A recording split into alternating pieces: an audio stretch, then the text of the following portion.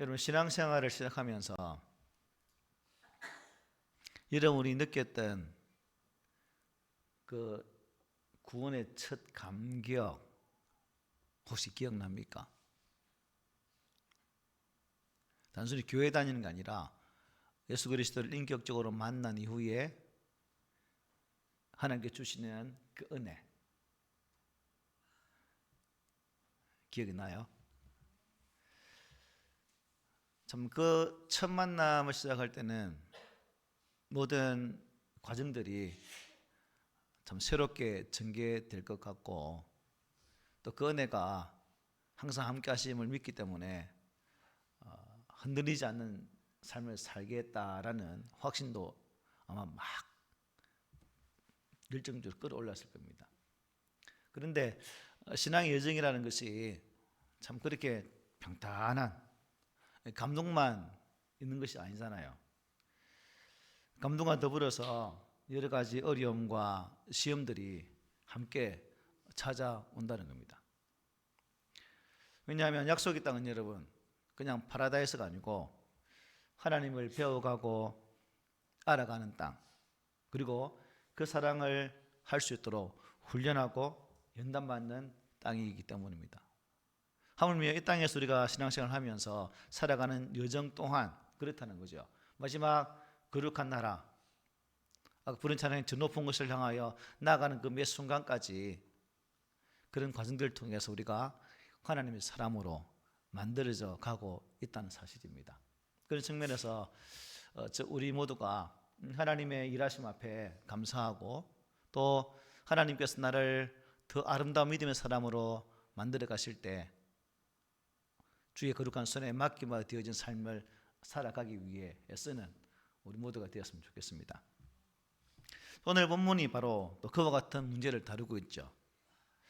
지난 시간 우리가 보았던 것처럼 가나안에 찾아온 심각한 기근은 이 아브라함으로 하여금 약속의 땅을 버리고 밑으로 애굽으로 가게 되죠.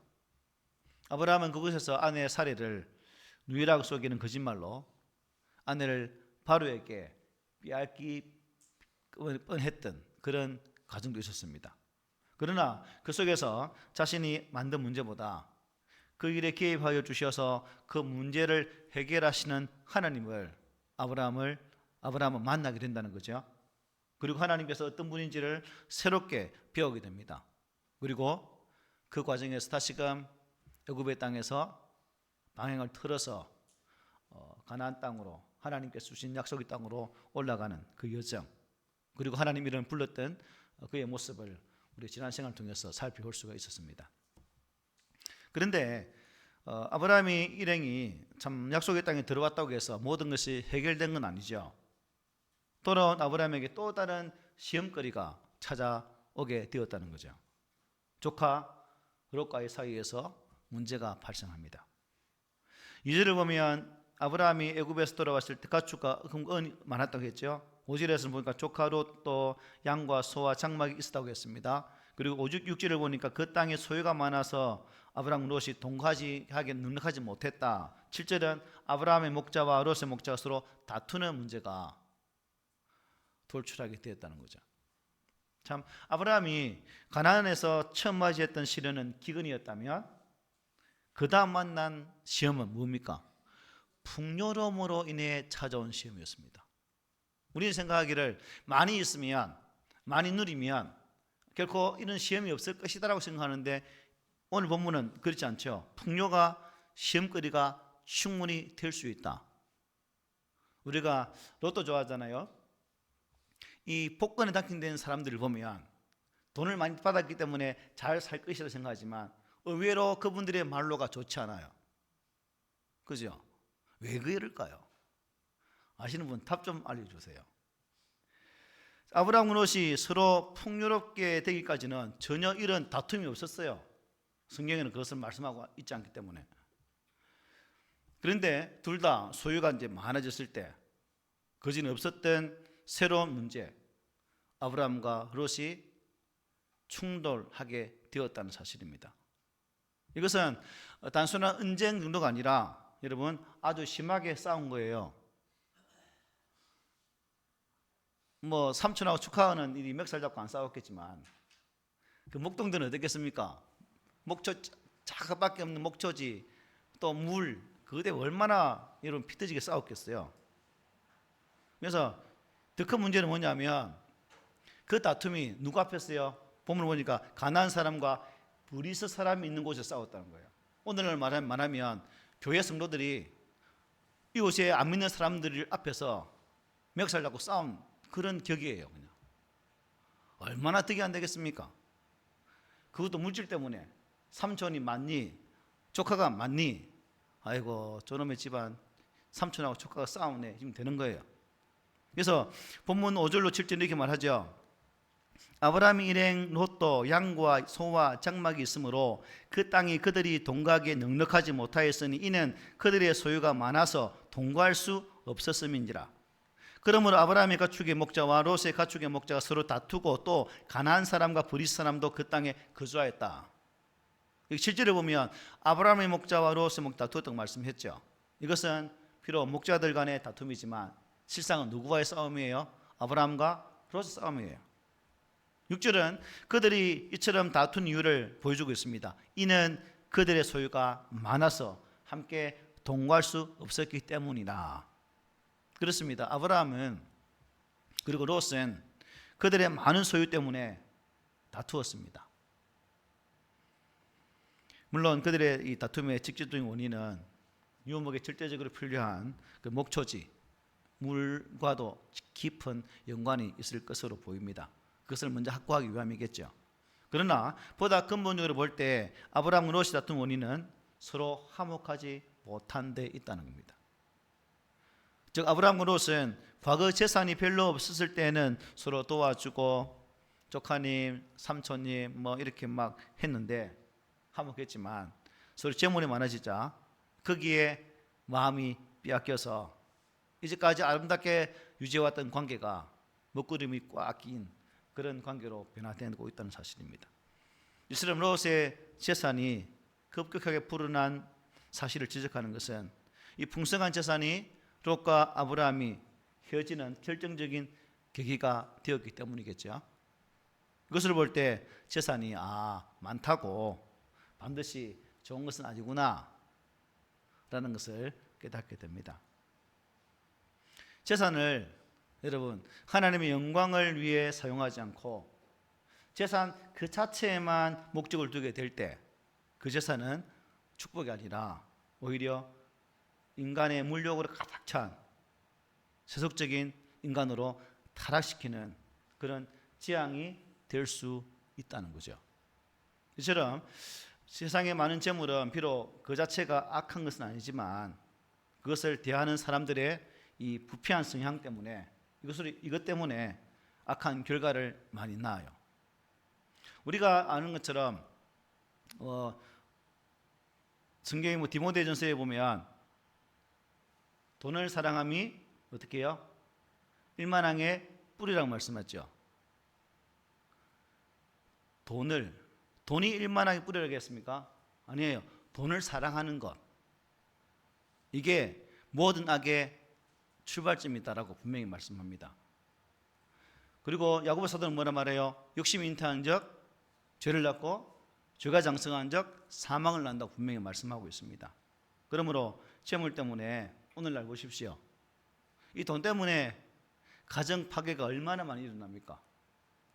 부모와 자식 간에, 형제 간에 보이지 않는 레이저들이 왔다 갔다 하면서 서로 대립하는 그 모습을 우리는 우리의 주변에서 쉽게 볼 수가 있습니다. 아마 제 생각에는 우리 집도 그럴 가능성이 농후해요. 지금부터 준비해야 되겠어요.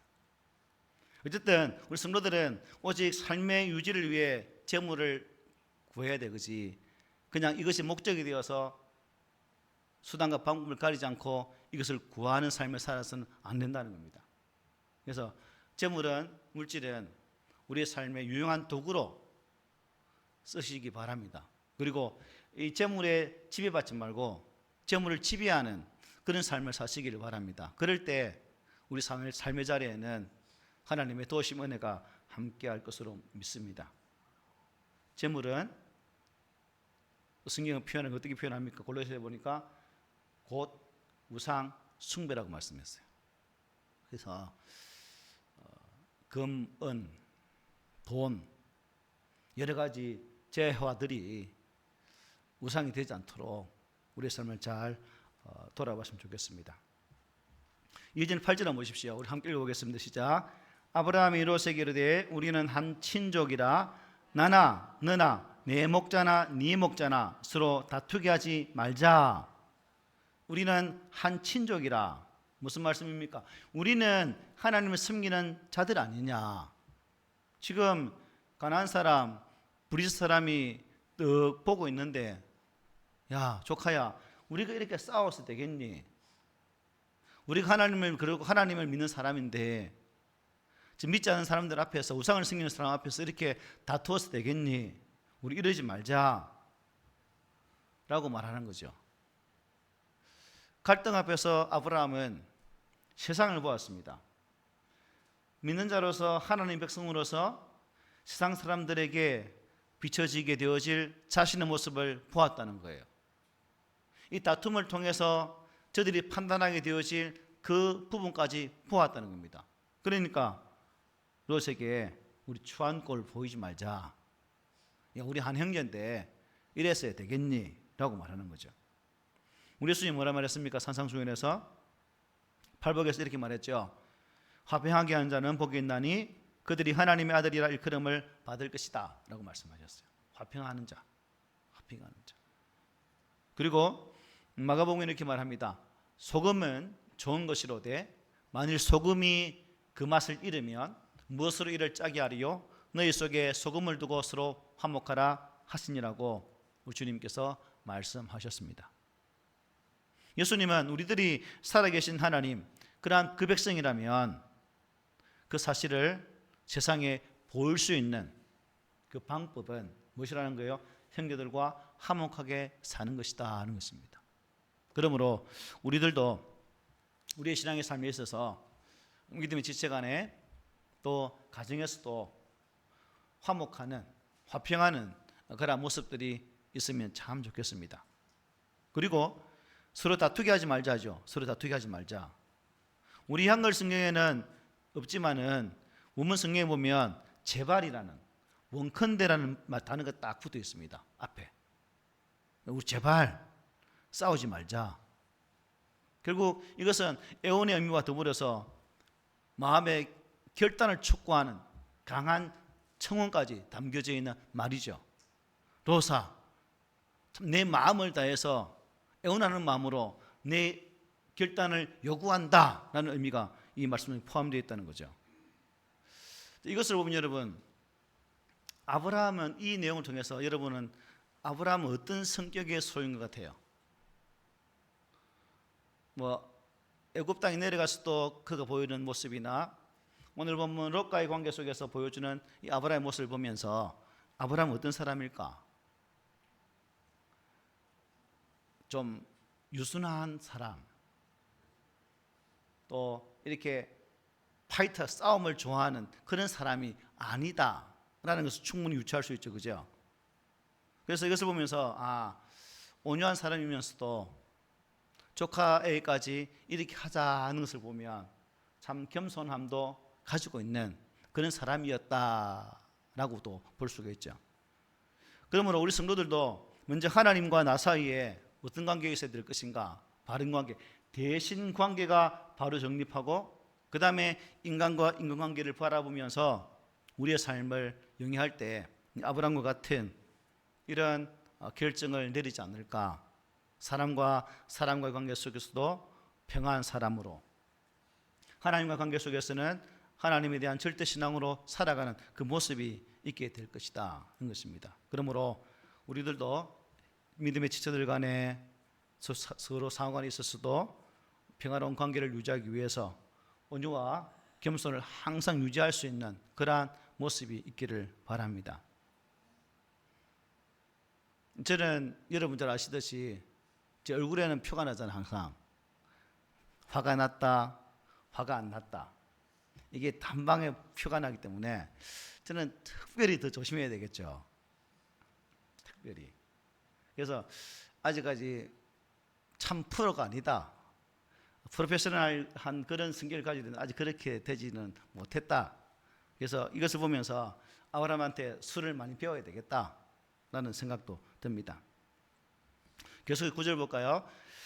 내 앞에 온 땅이 있지 아니하냐? 나를 떠나가라. 네가 좋아하면 나는 우하고 네가 우하면 나는 좋아하리라 말씀합니다. 아브라함은 원하는 땅을 먼저 선택할 수 있는 권리가 있나요, 없나요? 삼촌이기 때문에 있어요. 장자이기 때문에, 장손이기 때문에 장자 무슨 순위가 있습니다. 그래서 야, 내가 보기에는 이 땅이 좋으니까 내가 이 땅 차지할게라고 할 수 있겠지만 모든 권리를 누구에게 줍니까? 롯에게 먼저 줍니다. 이것을 보면서 아브라함의 신앙이 어떻게 된 것 같아요? 첫 기근을 만났을 때는 이랬습니까? 쫌생이었죠. 자기 마누라도 내 마누라고 말하지 못하는, 홍길동이 내 아버지를 감히 내 아버지란 말 못하는 그것처럼 이 아브라함이 내 아내를 내 아내라고 말 못하는 바보 같은 사람이었는데 지금은 어여치 신앙이 성장해가지고 어떻게 해요? 야, 삼촌이지만 네한테 기회 줄게 라고 먼저 선언하는 모습을 보게 됩니다. 아브라함이 왜 이렇게 됐을까요? 초두에 잠시 말씀드렸지만 애굽에 내려가서 사례와 또한 바로와의 관계를 쭉 풀어가시는 그 하나님을 바라보면서 하나님은 택한 자와 함께 하시고 약속한 자와 함께 하시면서 길을 열어가시는 그런 하나님으로 아마 보았기 때문에, 그런 만남이 있었기 때문에 이런 신앙 성장의 일면을 아마 보여주지 않았을까라고 추론해 봅니다. 그래서 하나님 아는 깊이가 더 깊어졌다는 거죠. 우리도 마찬가지입니다. 우리의 신앙에서 하나님을 아는 깊이가 깊으면 깊을수록, 넓으면 넓을수록 우리의 신앙의 이해 폭도 넓어지게 되는 거죠. 깊어지게 되는 거죠. 그러므로 용납하는 그 용납의 정도도 어떻게 해요? 더 커질 수 있는 거죠. 아브라함이 바로 그런 모습을 보여줍니다. 그래서 호세아는 뭐라 말합니까? 오라, 우리가 하나님을 알자, 힘써 알자고 말했어요. 하나님을 알아야, 그분이 어떤 분인지를 알아야 우리의 신앙의 색깔, 우리가 나아가고자 하는 신앙의 방향이 뚜렷해질 수 있다는 거죠. 하나님을 모르면, 예수를 모르면 우리가 이런 모습을 보일 수가 없다는 겁니다. 그러므로 저와 여러분들이 하나님을 알되 정말 힘써 알고 그 알을 통해서 우리의 신앙의 색깔을 뚜렷하게 보여줄 수 있는 그런 모습이 있기를 소망합니다. 10절 한번 볼까요? 10절은 같이 읽기 시작.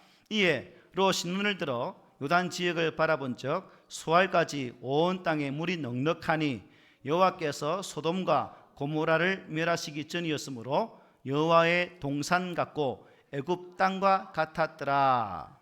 자, 보니까 롯은 아브라함의 삼촌의 제의를 받고 요단 평야, 요단 지역을 쭉 보게 됩니다. 그런데 요단강 주변 지역은 여러분 팔레스틴 지역에서 가장 풍광이 좋은 지역입니다. 그러므로 사람들의 눈길을 끌기에 충분했겠죠. 그리고 마음이 끌리기에 충분한 환경을 가지고 있었습니다. 그래서 그 땅을 어떻게 표현하고 있습니까? 여호와의 동산 같고 애굽 땅과 같았더라. 그러니까 롯이 보았을 때에 그 땅은, 요단들은 어때요? 완벽한 땅이다는 거죠.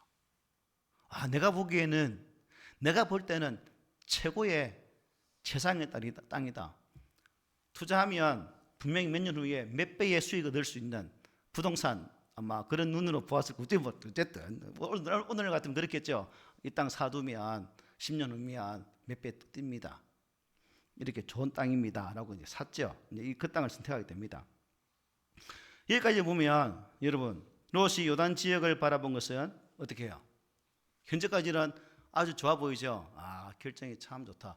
에덴 동산 같고 애굽의 땅, 풍요로운 땅처럼 보였기 때문에 롯의 선택은 진짜 최고의 선택이었다 라고 볼 수 있습니다. 그러나 성경은 이 이후의 모습들을 보면 이 선택이 잘된 선택이었습니까?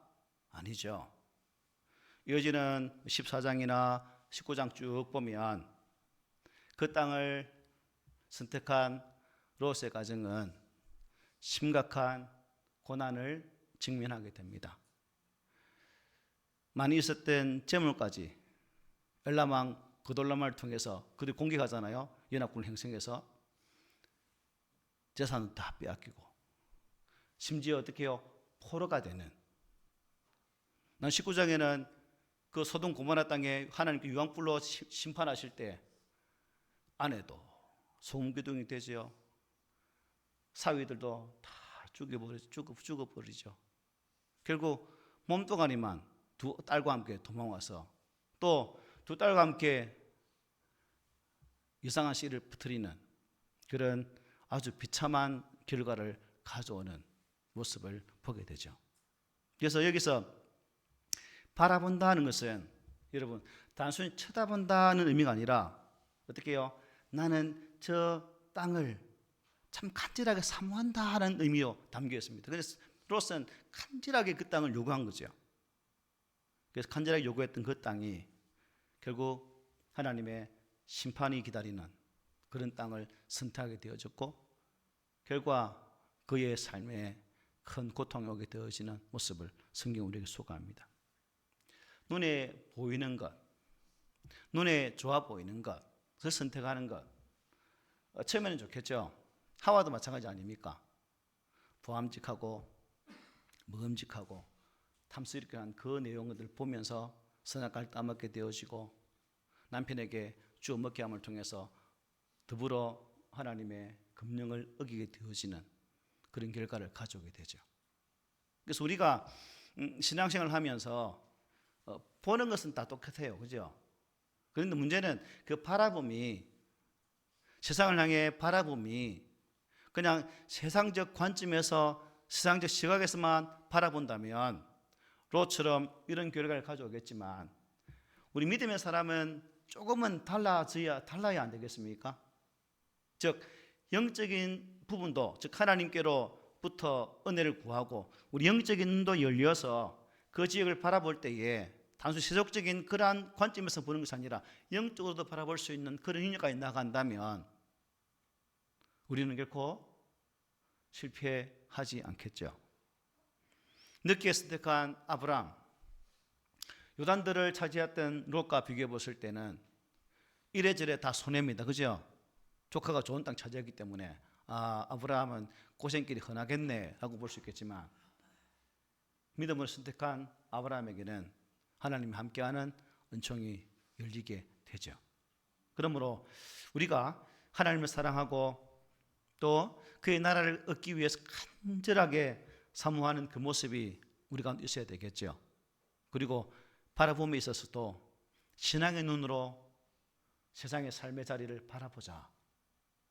사람들 관계 속에서 되어지는 그 일들까지도 신앙의 관점에서 판단하고 결정한다면 우리는 결코 롯처럼 실패하는 자가 아니라 하나님 은혜 안에서 반드시 하나님 부하심의 은혜를 얻는 그 결과를 누리리라 확신합니다. 마지막으로 11절 13절에 보면 이렇게 말합니다. 그러므로 롯이 요단 온 지역을 택하고 동으로 옮기니 그들이 서로 떠난지라. 아브라함은 가나안 땅에 거주하였고 롯은 그 지역의 도시들에 머무르며 그 장막을 옮겨 소돔까지 이르렀더라. 소돔 사람은 여호와 앞에 악하며 큰 죄인이었더라. 이 13절이 앞으로 어떻게 될 것입니다 라는 건 이미 바탕화면에 쫙 알려 있죠. 아마 그 지역이 이렇게 될 겁니다. 여기 여호와 앞에 13절에 여호와 앞에라는 여호와께 대해서 하나님의 면전에서라는 뜻입니다.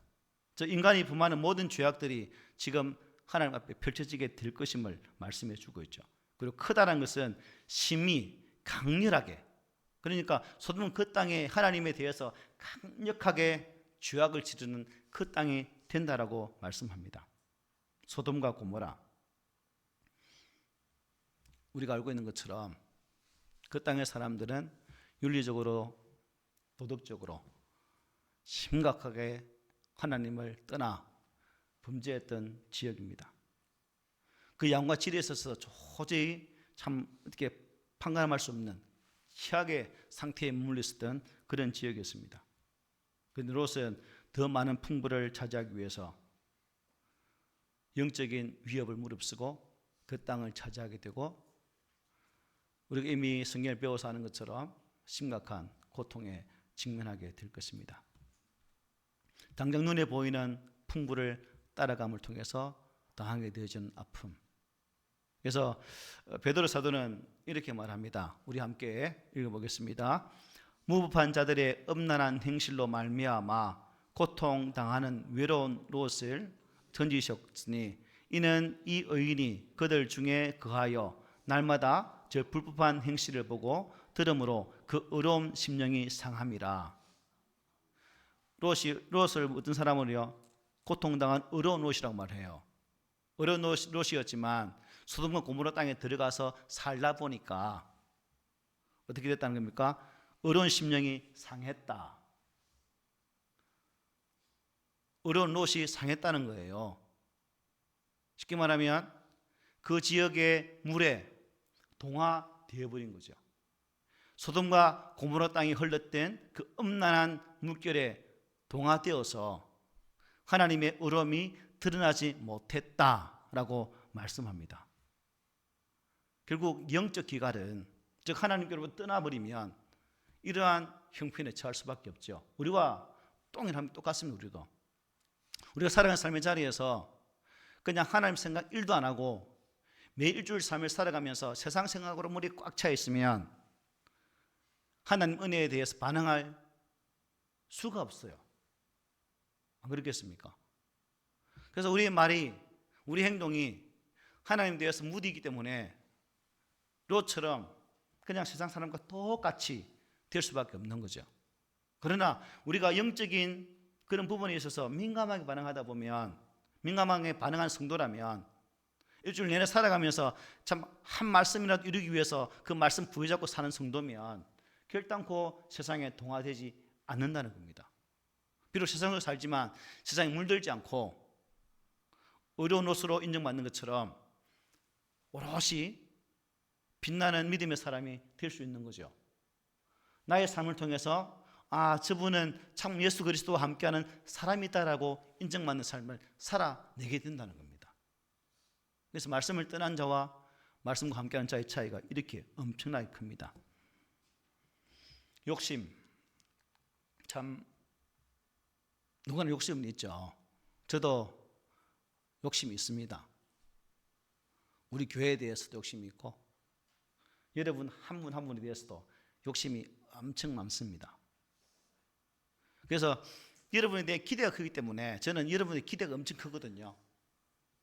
그런데 간혹 그 기대가 큰데 여러분 던지는 행동 한마디 또 보면 실망이 커서 그냥 촛불 불 끄듯이 싹 꺼질 때가 있어요. 그래서 기대를 낮춰야 되나? 여러분을 바라보는 그 높이를 확 낮추어서 그냥 제일 밑에 두고 같이 생활하면 실망 안 할 수도 있을 것 같은데, 그럼 여러분 무시하는 거잖아요. 그죠? 여러분 무시하면 안 되잖아요. 그래서 욕심이 많고, 또 교회를 참 사람들이 볼 때에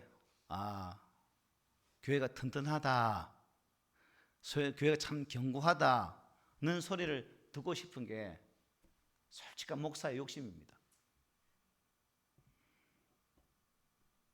나만의 욕심일까요? 이건 내만의 욕심이 되지 않고 여러분도 욕심이 그렇게 생겼으면 좋겠어요. 그냥 그럭저럭 이 모양으로 교회 그냥 지내다가 하나님 부르면 하나님 갈게요 가는 그런 게 아니라 좀 교회에 대한 욕심, 애착, 하나님에 대한 욕심, 하나님을 향한 그 욕심으로 우리가 이것을 채워가다 보면 우리 하나님께서 그 욕심을 정말 아름다운 것으로 채워주지 않을까요? 세상에 대한 욕심은 우상숭배지만 하나님에 대한 욕심은 여러분 우상숭배가 아니에요. 하나님을 간절히, 침노하는 자가 뭐예요? 천국을 차지하잖아요. 그러한 정신, 이게 우리에게 필요합니다. 롯은 조금씩 소돔과 고모라 땅에 들어가 그 땅에 완전히 동화되어서 하나님의 의로움이 완전히 사라져버린 삶을 삽니다. 우리가 그런 삶을 살아도 되겠습니까? 안 되겠죠. 사탄은 여러분 지금도 세상의 아름다운 것으로, 세상의 풍요로운 것으로 우리에게 떡 보여주면서, 야, 세상은 이래, 세상은 요래, 그래도 네가 교회 속에서 그렇게 살래, 잠시 눈을 돌려서 한번 봐 라고 여러분의 귀에 속삭입니다. 그 꼬임에 넘어가면 롯과 같이 되겠죠. 그러나 단호하게 거절하고 예수 안에서의 아름다움을 바라보는, 예수 안에서의 인도하심을 바라보는, 그래서 욕심을 넘어서 하나님을 바라보고 소돔을 넘어서 하나님의 영적 가나안 땅을 바라보는 그 믿음이 우리가 있을 때 우리에게는 더 하나님의 풍요로운 은혜가 함께하리라 확신을 합니다. 믿음의 눈으로 영적 가나안을 향해서 끝까지 여러분 달려가 보지 않겠습니까? 비록 내 삶의 자리가 공고하고 여러 가지 문제들이 산적해 있지만 나의 문제 속에 개입하셔서 그 문제를 해결하실 하나님이 내 아버지라고 믿는다면, 내 아버지는 나의 걸음을 더 든든한 반석 위에 세워주실 거라는 그 믿음을 가지고 있다면 우리가 그런 삶으로 살아가야 되지 않겠습니까?